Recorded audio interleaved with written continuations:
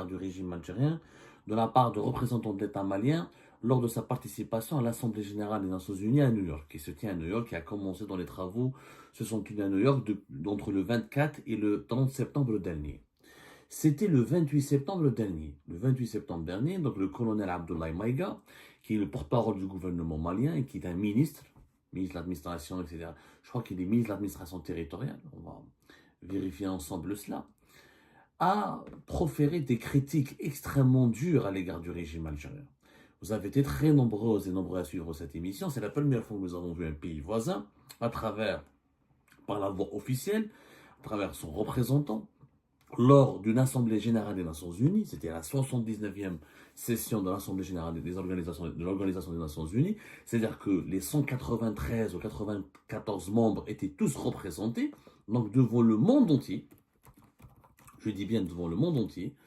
Il dit à El Mali, un voisin de l'Algérie, il a dénoncé le régime algérien, il a traité deux dirigeants algériens d'énergumènes, c'est quand même incroyable.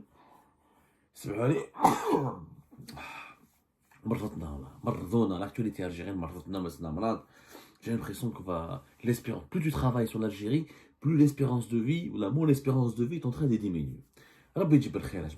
Donc, devant 193 membres, ou 194 membres, 193 exactement membres des Nations Unies, le ministre représentant du gouvernement malien a fortement critiqué le régime algérien et l'a traité d'énergumène. C'est la première fois qu'au sein de l'ONU, qu'à New York, et ce n'est pas un pays, c'est pas Israël, c'est pas le Maroc, c'est pas les Émirats, c'est pas un pays européen, c'est un pays voisin, un pays africain voisin avec lequel nous avons une grande histoire, avec lequel nous partageons plus de 1300 km de frontières, avec lequel nous avons un héritage commun, une histoire commune, des intérêts communs, des défis communs, en ce qui concerne la sécurité du Sahel, l'exploitation du Sahel, du désert, etc., etc. Le Mali iranien, c'est un pays très proche de nous. Son représentant, il traite d'énergumènes, c'est-à-dire de pratiquement voyous, pratiquement de personnes inutiles.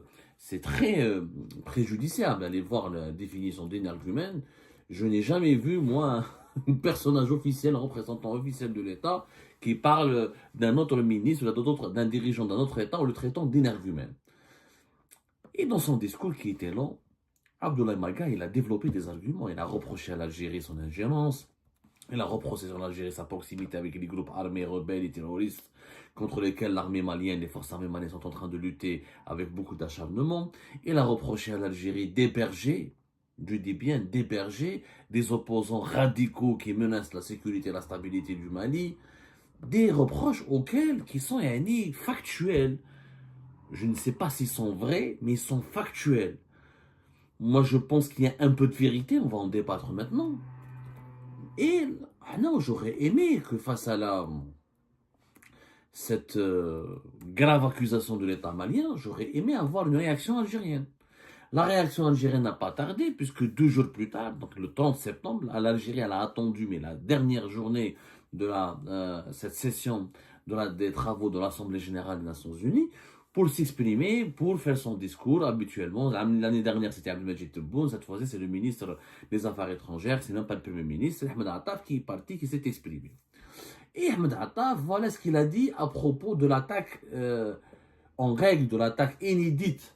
C'est des graves accusations. Et devant tous les membres de l'ONU, un voisin est accusé d'héberger des terroristes, d'être proche d'eux, de soutenir des groupes armés qui menacent la sécurité de ce voisin, de mentir, de propager des fake news, de faire de l'ingérence. Il a même dit le Mali ne sera jamais une wilaya algérienne. C'est des accusations extrêmement graves. Extrêmement graves. Qu'est-ce qu'il a dit, le chef de la diplomatie algérienne? Lors de son discours le 30 septembre dernier, Ahmed Attaf, il a dit, il est revenu sur les propos proférés par le représentant d'un État de cet espace. Il n'a même pas nommé le Mali. Il a dit un État parce qu'il parlait du Sahel. Il parlait du Sahel, de l'espace de la région sahélo-saharienne. Il a parlé de propos proférés par le représentant d'un État de cet espace qui s'en est pris à l'Algérie, dans des termes infâmes qui ne signent nullement à cette assemblée, auquel il ne convient pas de rétorquer par l'impulsivité langagière futile et de bas étage. Mon pays ne répliquera pas avec un langage, ne répliquera qu'avec un langage courtois qui reflète sa loyauté fidèle et sincère à ses liens ancrés avec les pays et les peuples de la région. Des liens qu'aucun facteur conjoncturel, passager, ni ceux qui l'attisent ne sauraient impacter ni ébranler. Animé d'une forte volonté, l'Algérie a toujours eu la main tendue lorsque la conjoncture a exigé de traiter avec tous nos frères en vue de construire un édifice sahélien jouissant de la paix, de la quiétude et de la prospérité. Donc, ensuite, Mohamed Attaf, il a parlé d'une décolonisation définitive en tournant la dernière page de la colonisation au Sahara occidental. Il s'est attaqué à la problématique du Sahara occidental. Mais, concernant le Mali, il a dit, voilà, c'est des propos orduriers, c'est un langage grave, infâme, qui ne conviennent pas à cette auguste assemblée. L'Algérie ne va pas rétorquer avec l'impulsivité langagière futile et de bas étage. Et cette attitude d'Ahmed Attaf a suscité, j'ai vu l'admiration au sein de beaucoup de nos compatriotes. Genre, nous, l'Algérie, on est élégant, on est bien élevé, on est bien éduqué, on ne répond pas aux insultes, on ne répond pas aux polémiques, on ne répond pas aux propos infâmes. Je suis d'accord. Je suis d'accord sur le fond, l'attitude. Alors, je suis d'accord sur la forme. Voilà. Je suis d'accord sur la forme. La forme, c'est-à-dire que l'Algérie ne doit pas répondre à l'insulte par l'insulte, ne doit répondre à l'invective par l'invective, elle ne doit pas répondre à l'injure par l'injure, à la calomnie par la calomnie.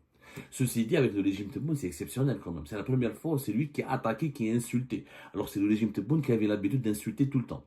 L'Algérie n'a pas insulté les autres pays devant les membres de l'Assemblée générale des Nations Unies, mais par voie de médias, sur les médias publics, par des personnalités politiques proches du pouvoir, par des partis politiques proches du pouvoir ou la faisant partie du pouvoir, et par le pouvoir lui-même. On n'a jamais hésité à insulter la France, le Maroc, les Émirats et d'autres pays, l'Espagne, etc. Cette fois-ci, le régime algérien était confronté à... Pourquoi un voisin comme le Mali, qui nous a soutenus dans la lutte contre l'indépendance, comme l'a rappelé son représentant le 28 septembre dernier, qui a hébergé l'un de nos anciens présidents de la République, Abdelaziz Bouteflika, avec lequel nous partageons des valeurs communes, une histoire commune, une frontière de 1300 km, pourquoi il s'est retrouvé à nous insulter, à nous attaquer, à nous accuser? Et la question fondamentale à laquelle j'invite les dirigeants algériens et surtout mes compatriotes, je les invite à répondre et à réfléchir à cette question. Pourquoi avons-nous beaucoup d'ennemis? Pourquoi في وقت بوتفليقة ما شفناهاش حنا في وقت بوتفليقة يجي un pays voisin يسبنا في l'ONU? On n'a jamais vu à l'époque du régime de Bouteflika, ni le Mali, ni le Niger, ni aucun pays, notre voisinage, le Maroc, il y a encore le Maroc, il y avait des accrochages avec le Maroc lors de certaines réunions de l'ONU, mais je n'ai pas vu un officiel du Maroc lors de l'Assemblée générale des Nations Unies qui accuse l'Algérie. Il y a eu des accrochages, mais mis à part le Maroc, aucun pays avec lequel il y a un différend historique concernant le Sahara occidental, je n'ai pas vu un représentant d'un pays, notamment du Sahel et du reste et des autres pays africains, qui s'est retourné contre nous, là, qui nous a accusés, ou là, qui a été particulièrement hostile contre nous et qui traite nos dirigeants d'énergumènes. Wesh l'aql mali la situation هذه. وعلاش عندنا des problèmes avec les autres pays? علاش عندنا des problèmes avec l'Espagne? علاش عندنا des mauvaises relations cycliques avec la France? علاش عندنا des problèmes avec les Émirats? علاش nous sommes au bord d'une guerre avec le Maroc? علاش عندنا des problèmes avec la moitié des factions libyennes? علاش nous avons des relations froides et superficielles avec l'Égypte? Pourquoi nous avons aussi des relations superficielles avec l'Arabie Saoudite? Pourquoi nous avons des relations superficielles avec d'autres pays du Golfe, mis à part le Qatar? Pourquoi on n'a pas pu intégrer les BRICS? Pourquoi la Chine et la Russie n'ont pas voulu nous soutenir jusqu'au bout pour nous faire intégrer au sein des BRICS? Pourquoi les officiels russes ne viennent plus en Algérie? Wesh. Pourquoi les officiels de premier rang? Je rappelle que Sergei Lavrov, ça fait longtemps qu'il n'est pas venu en Algérie quand même. Hein. Je crois que c'était en 2021 la visite. En tout cas, je me pose des questions. Je me pose des questions. C'est en 2022, je crois. C'était le 10 mai 2022. Pourquoi? Où est cette amitié avec la Russie? Qui sont nos amis? On parle toujours de nos ennemis. Mais qui sont nos amis? Sur le problème du Mali, je suis d'accord avec Attaf, il faut être courtois. Il ne faut pas être méchant. Le colonel Maïga était particulièrement méchant. Mais est-ce qu'il dit vrai? Quand il dit que l'Algérie héberge des opposants dangereux ou des personnes qui menacent la sécurité nationale du Mali, qui menacent sa sécurité et sa stabilité, qui menacent, qui touchent, qui font de l'ingérence, le régime algérien n'a pas dit aux Algériens qu'il a accordé le refuge à M. Mahmoud Dikou, l'imam malien Mahmoud Dikou, qui est le principal opposant au gouvernement de transition actuel au Mali. Mahmoud Dikou qui est ses partisans ont créé un parti politique, la coordination des mouvements, associations et sympathisants de Mahmoud Dikou. Mahmoud Dikou est contre les militaires et les militaires sont contre lui. Ses partisans ont appelé à des manifestations pour bloquer ou perturber la transition qui est en place au Mali. Surtout que Mahmoud Dikou, ce que les Algériens et les Algériens ne savent pas, c'est qu'on lui a donné un poste de prédicateur et d'imam au sein de la grande mosquée d'Alger. Il a été reçu par Abdelmajid Tebboune en décembre 2023. Vous pouvez aller voir les images. Tebboune a été fier de le recevoir, sans aucun problème. Les images sont là, Moradia, etc. Un simple imam salafiste, extrémiste, je dis bien salafiste, extrémiste, je vous donne des preuves, a été reçu par Tebboune. C'était décembre 2023, c'était le 19 décembre 2023.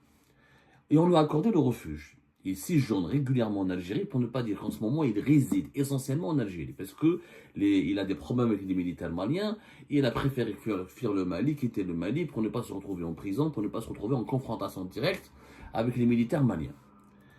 Le régime algérien ne raconte pas toute la vérité sur Mahmoud Dikou. Mahmoud Dikou, il se définit comme 100% wahhabite. Le wahhabisme n'a jamais été la doctrine officielle de la société algérienne et de l'islam de l'État algérien. Nous avons toujours été mélikites, tolérants, ouverts d'esprit, alors que le wahhabite, c'est quand même assez extrémiste, c'est assez un islam salafiste renfermé sur lui-même. Il y a eu des positions, par exemple, en 2015, il y avait un attentat au niveau d'un hôtel à Bamako, au Mali, qui s'appelle l'attentat du Radisson Blu. Il a déclaré dans un média qui s'appelle Vox Africa, c'est vérifiable, Voice of America, pardonnez-moi, Voice of America, la voix de l'Amérique. C'est une radio internationale du gouvernement américain qui diffuse beaucoup en Afrique notamment.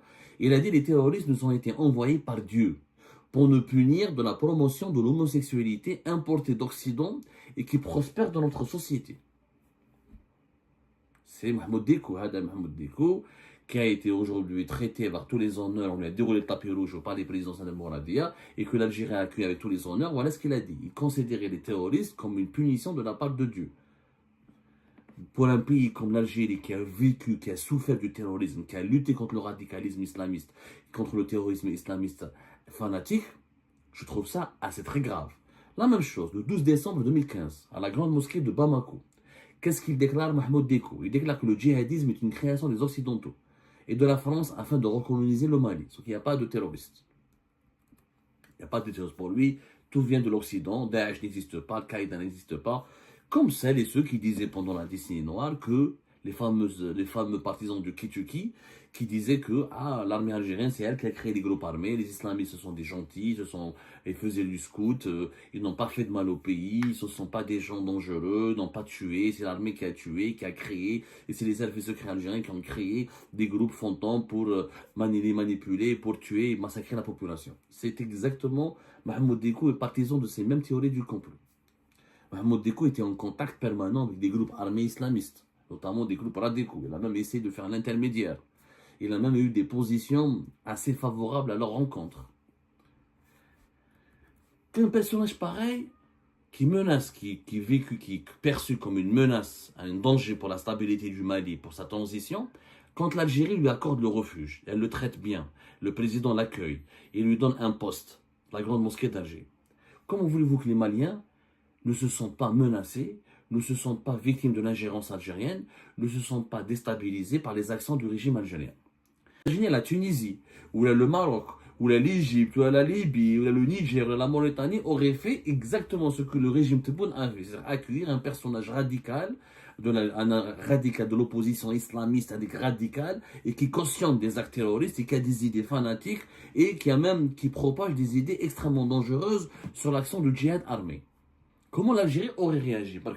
Est-ce que les autorités algériennes, est-ce que le peuple algérien aurait apprécié que l'un de ses pays voisins, la Mauritanie, le Mali, le Niger, la Tunisie ou le Maroc, fasse de même avec Ali Belhaj ou là avec quelqu'un, un extrémiste religieux, ou là, bon, Ali Belhaj, je sais que beaucoup, il a des partisans, il y en a qui le considèrent comme pas extrémiste, ou n'importe quel extrémiste, je vous laisse le choix de choisir n'importe quel extrémiste, imaginez qu'il est accueilli, favorable par le président de la République de ce pays voisin, récompensé, payé, hébergé, on lui donne un poste dans l'institution religieuse la plus prestigieuse de ce pays voisin.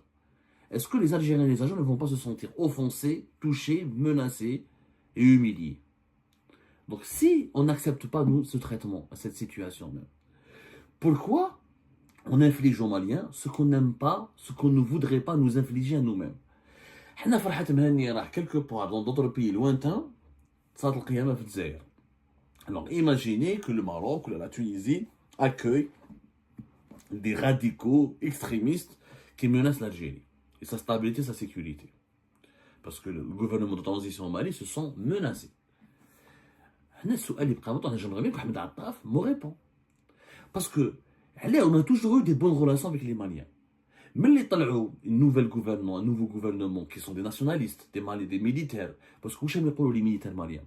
Ils veulent, le colonel Maïga, ce qu'il a dit devant l'ONU, il veut la sécurité, il veut la prospérité, il veut le développement. C'est exactement ce que voulait l'Algérie lorsqu'elle luttait l'Algérie des années de la décennie noire contre l'islamisme radical et contre les mouvements armés et groupes armés terroristes. Ce que le Mali est en train de le vivre aujourd'hui, nous l'avons vécu dans les années 90.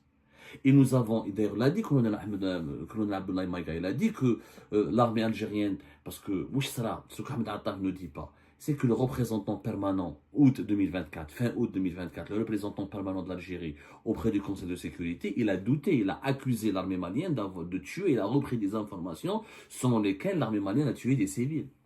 Comment aurait réagi l'Algérie les années 80? Allez-y voir comment l'Algérie réagissait les années 90 lorsque les diplomates étrangers accusaient l'armée algérienne de tuer des civils et non pas de tuer des individus armés islamistes et terroristes. هذه كاع ما نقولوهاش نعطيكم انا هادو les faits et les informations pour comprendre que les Maliens ils se sont pas réveillés un beau matin, ils ont commencé à nous détester. Ils se sont pas réveillés un beau matin et pour nous insulter, pour nous accuser, pour s'en prendre à nous devant tous les membres de l'Assemblée générale des Nations Unies. Si on avait des relations de bon voisinage, si on avait aidé le Mali à retrouver sa sécurité nationale, à lutter contre ces groupes armés qui colonisent une partie du nord du pays, qui font du trafic d'armes, du trafic d'êtres humains, allez-y voir les séparatistes Touareg, ce qu'ils font avec les migrants subsahariens, comment ils les traitent comme des esclaves, comment ils font le trafic de drogue, le trafic d'armes. Si tous ces Maliens, si le Mali se sentait aidé, épaulé par l'Algérie, et n'ont pas attaqué, n'ont pas contrecarré dans ses efforts pour préserver sa sécurité nationale. Est-ce que le représentant de l'État malien aurait tenu un tel discours aussi virulent et critique et hostile à l'Algérie? Bien sûr que non. Cette réflexion à laquelle je vous invite, elle vaut pour le Mali comme pour tous les pays avec lesquels nous avons des problèmes. En fait, je vous invite à nous interroger, les Algériens et les Algériens, notamment les dirigeants algériens, quelle est leur responsabilité dans les problèmes que nous vivons, que nous subissons? Et nous avons aussi une responsabilité. Lequel on avait un bon comportement, amical, diplomatique, solidaire avec nos voisins. Quand beaucoup de nos voisins étaient solidaires avec nous, lorsque nous étions en traversant des moments de grande difficulté. Est-ce que le Mali a accueilli les têtes pensantes des mouvements islamistes armés les années 90 lorsque nous on luttait contre ces mouvements-là? Je n'ai pas à ma connaissance une telle complicité de l'État malien les années 90. Donc la responsabilité pourquoi nous avons tant d'ennemis, tant de problèmes avec tant de pays et tant de voisins? Peut-être parce que nous avons une politique qui est hostile, qui est inamicale. Avec le régime Tebboune, parce qu'à l'époque de Bouteflika, on n'avait pas tous ces problèmes-là. في الرجيم بوتفليكا ما كانش مشكل مع الامارات، ما كانش عندنا مشكل مع اسبانيا، ما كانش عندنا مشكل مع المالي والنيجر ولي بي دو ساهل، ما كانش عندنا مشكل مع العربيه السعوديه، مع الصين، مع لا روسي، ما كانش عندنا هذو المشاكل. Je rappelle que la Russie, c'est le grand allié protecteur du Mali, qui nous insulte et qui nous accuse devant tous les membres de l'Assemblée Générale des Nations Unies. Ça veut dire qu'il y a un malaise. Ça veut dire que l'Algérie n'est plus là, parce que normalement l'ami de mon ami est censé être mon ami. Alors, non. Ça a changé. Le régime Tebboune, en fait, a créé les ennemis de l'Algérie. Il est en train de créer. C'est une machine, une fabrique des problèmes. Parce qu'il sème l'instabilité. Parce qu'il veut imposer sa feuille de route à des voisins, à d'autres pays. Et quand on ne partage pas sa feuille de route, quand on ne veut pas partager sa vision de la géopolitique, quand on ne partage pas vraiment ses intérêts, et ben il lance des campagnes pour déstabiliser, pour foutre la merde, pour semer la zizanie dans ces pays-là. C'est ça la vérité. C'est vrai que l'Espagne, elle a changé de position, elle a évolué vers une position pro-marocaine. Faut-il pour autant se disputer avec l'Espagne et geler les relations? C'est comme ça. Est-ce que l'Espagne s'est rapprochée de nous? Depuis 2022, nous avons un problème avec l'Espagne. Mais avec les neiges. La France, l'ambassadeur algérien n'est même pas revenu à Paris. Qu'est-ce que ça a donné? Tous les pays avec lesquels nous disputons se rapprochent de nos concurrents, se rapprochent de nos adversaires. Pour une raison simple, parce qu'ils nous perçoivent comme un élément instable, comme un mauvais élève, comme un mouton noir qui n'a pas sa place dans le troupeau des Nations Unies. C'est malheureux, mais je vous invite à faire cette réflexion. Pourquoi a-t-on autant de problèmes avec autant de pays? Et interrogeons-nous avec des faits sur la responsabilité collective de nos dirigeants dans la détérioration et dans la dégradation de nos relations avec plusieurs pays à travers le monde.